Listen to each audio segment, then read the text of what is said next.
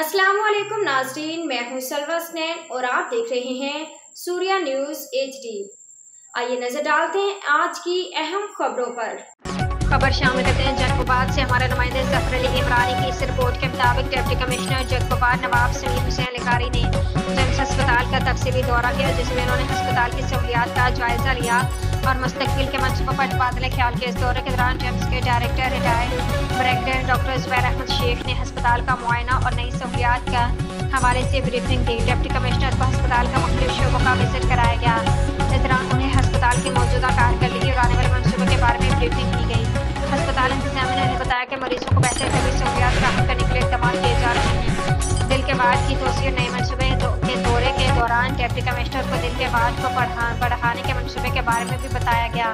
ये मनसूबा नई मेडिकल कॉलेज और हॉस्टल का कायम, जेम्स अस्पताल में एक नई मेडिकल कॉलेज और बच्चियों के लिए हॉस्टल की जगह भी दिखाई गई।